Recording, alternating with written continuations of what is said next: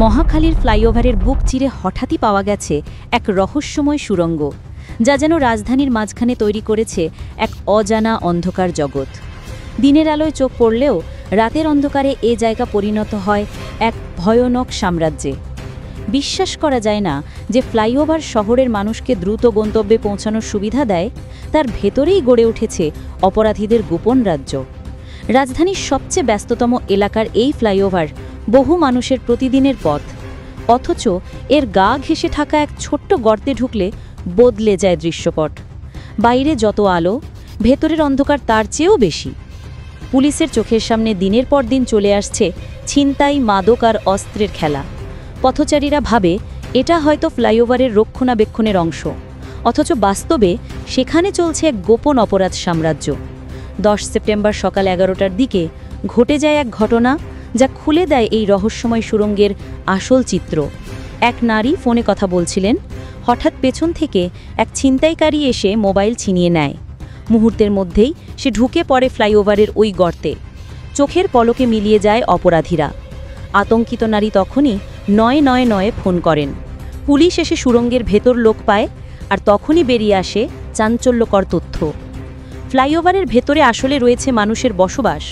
কংক্রিটের শরীরের ভেতরে ঢুকতেই যেন চোখ কপালে ওঠে সবার। অন্তত 2টি বড় বড় চেম্বার, যেখানে সহজে 8 থেকে 10 জন মানুষ থাকতে পারে।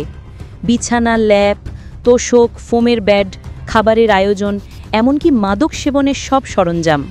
যেন ফ্লাইওভারের ভেতরেই বানানো হয়েছে সম্পূর্ণ একটি বাড়ি। এক সময়ে যা ছিল শহরের দ্রুতগতির প্রতীক, এখন তা অপরাধীদের নিরাপদ আস্তানা। স্থানীয়দের বর্ণনায় ফুটে ওঠে এক ভয়াবহ চিত্র।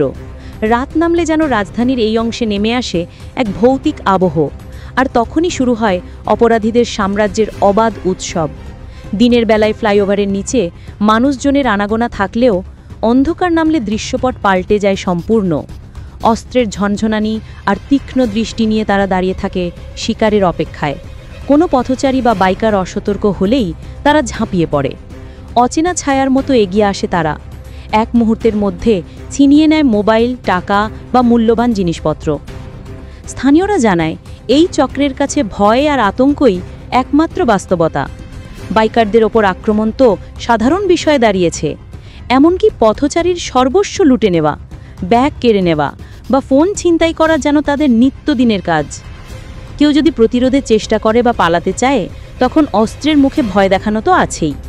কখনো কখনো ধাক্কা মেরে ফেলে দিতেও তারা দ্বিধাবোধ করে না। অন্ধকারের ফাঁকে যেন এই শহরের নিরাপত্তা হারিয়ে ফেলে তার সমস্ত শক্তি। এলাকার মানুষজন আরও বলেন, কেউ চা খেতে ফ্লাইওভারের নিচে থেমে গেলে বা গাড়ির সামান্য কোনো সমস্যা হলে সেটাই হয়ে ওঠে ওই চক্রের সুযোগ। কিছুক্ষণের মধ্যে চারপাশ ঘিরে ধরে অপরাধীরা।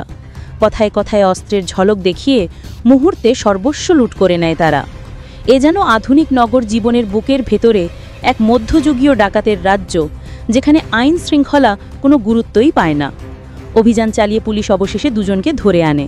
তারা দাবি করে নাকি তারা শুধু ভেতরে ঘুমাতো আর ভাঙাড়ি তুলত, কিন্তু ভেতরের চিত্র দেখে পুলিশের বিব্রত হওয়া স্বাভাবিক। এই সুড়ঙ্গের এক কোণে অপরাধীদের জীবনযাপন, আর এক কোণে সাজানো মাদকদ্রব্য। সবকিছু মিলে যেন রাজধানীর বুকের ভেতরে এক গোপন নাটক। সবচেয়ে অবাক করা বিষয় হলো, পুলিশের অনেক সদস্য নাকি আগেই জানতই না যে ফ্লাইওভারের ভেতরে এমন সাম্রাজ্য গড়ে উঠেছে, অথচ দিনের পর দিন সেখানে চলছে অপরাধীদের কার্যক্রম। সাধারণ মানুষ প্রতিনিয়ত আতঙ্কে থাকলেও যেন ব্যবস্থা নেওয়ার কেউ নেই। রাজধানীর প্রাণকেন্দ্রে দাঁড়িয়ে থাকা এই ফ্লাইওভার এখন কেবল দ্রুতগামী যানবাহনের জন্য নয়, বরং অপরাধীদেরও এক নিরাপদ ঘাঁটি।